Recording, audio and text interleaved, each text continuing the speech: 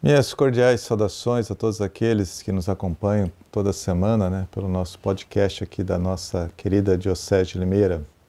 Como fazemos toda semana, vamos meditar o Evangelho do próximo domingo, que é dia 2 de junho de 2024, primeiro domingo do mês de junho, mês do Sagrado Coração de Jesus. O nosso texto, o Evangelho é o 9º domingo do tempo comum, É o Evangelho de São Marcos, capítulo 2, versículos 23 até o capítulo 3, versículo 6. Vamos ao texto. Jesus estava passando por uns campos de trigo em dia de sábado. Seus discípulos começaram a arrancar espigas enquanto caminhavam. Então os fariseus disseram a Jesus: Olha, por que eles fazem em dia de sábado o que não é permitido? Jesus lhes disse: Por acaso nunca lestes o que Davi e seus companheiros fizeram quando passaram necessidade e tiveram fome? Como ele entrou na casa de Deus, no tempo em que Abiatar era sumo sacerdote, comeu os pães oferecidos a Deus e os deu também aos seus companheiros? No entanto, só aos sacerdotes é permitido comer esses pães. E acrescentou: O sábado foi feito para o homem, e não o homem para o sábado. Portanto, o Filho do Homem é Senhor também do sábado. Jesus entrou de novo na sinagoga. Havia ali um homem com a mão seca. Alguns o observavam para ver se haveria de curar em dia de sábado, para poderem acusá-lo. Jesus disse ao homem da mão seca: Levanta-te e fica aqui no meio. E perguntou-lhes: É permitido no sábado fazer o bem ou fazer o mal? Salvar uma vida ou deixá-la morrer? Mas eles nada disseram. Jesus então olhou ao seu redor, cheio de ira e tristeza, porque eram duros de coração, e disse ao homem: Estende a mão. Ele a estendeu e a mão ficou curada. Ao sair os fariseus com os partidários de Herodes, imediatamente tramaram contra Jesus, a maneira como haveriam de matá-lo.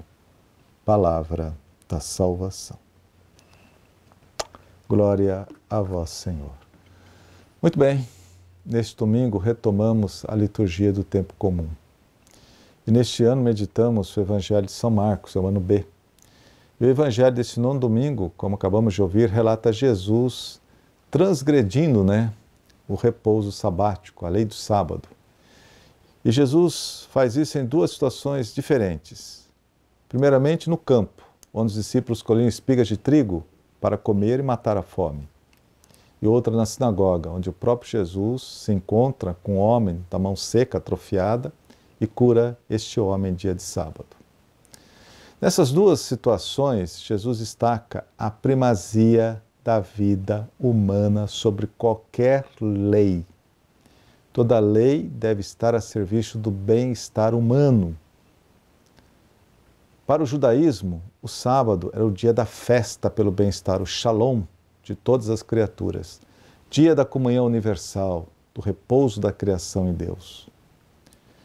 O sábado seria belíssimo, porém, a casuística e o legalismo dos fariseus transformaram o descanso sabático num jugo, uma escravidão. Qualquer coisa estava burlando o sábado. Santificar o sábado significava descansar do trabalho semanal, além de reservar um dia para Deus, reservar ao culto divino. O fundamento do repouso sabático é duplo e tem uma fundamentação antropológica, descanso para o ser humano. E também tem uma fundamentação teológica, é um dia de culto a Deus, de cultuar o Criador, que descansou no 7º dia. Ao celebrar o sábado, o judeu partilhava com a família e com os animais de trabalho o repouso que Deus lhe concedeu na sua terra após a libertação da escravidão do Egito.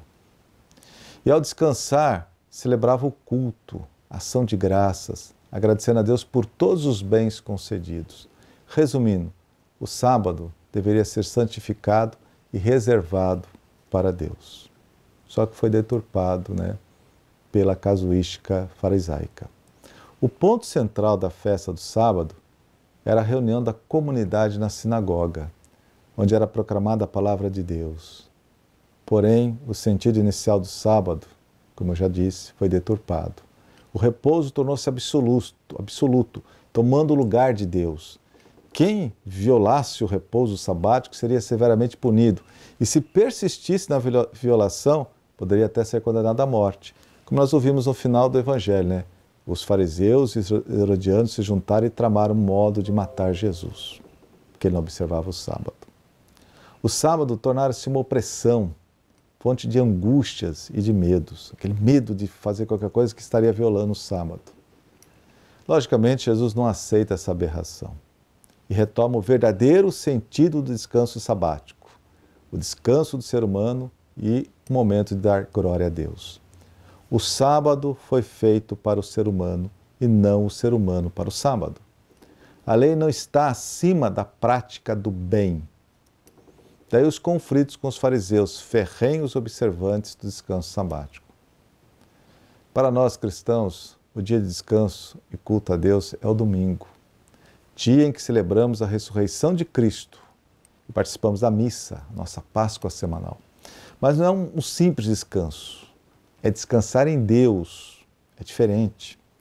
Participando da missa, intensificamos nossa comunhão com o Senhor. A Eucaristia é sempre memória dos gestos de Jesus na última ceia. Isto é meu corpo entregue. Isto é meu sangue derramado por vós e por todos.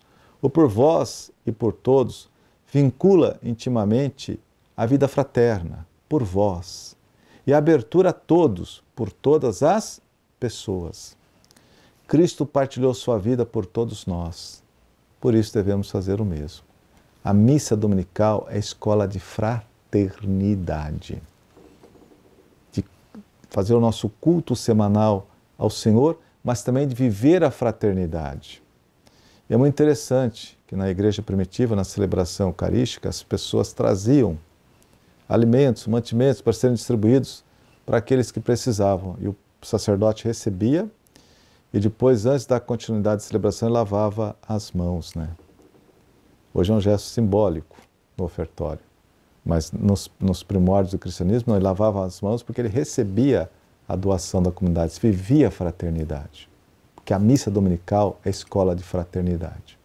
O encontro com Deus e com o próximo é o âmago do domingo, é o sentido do domingo, encontrar-se com Deus, cultuar a Deus e ao mesmo tempo encontrar-se com o próximo e viver a fraternidade.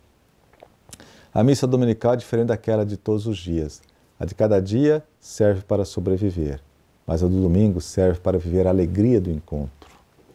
A missa festiva é tempo para Deus, espaço para escuta e a comunhão, e disponibilidade para o culto e a caridade. Ao fazer a experiência do amor de Deus na missa dominical, tornamo-nos aptos a compartilhar esse mesmo amor com os outros, viver a fraternidade.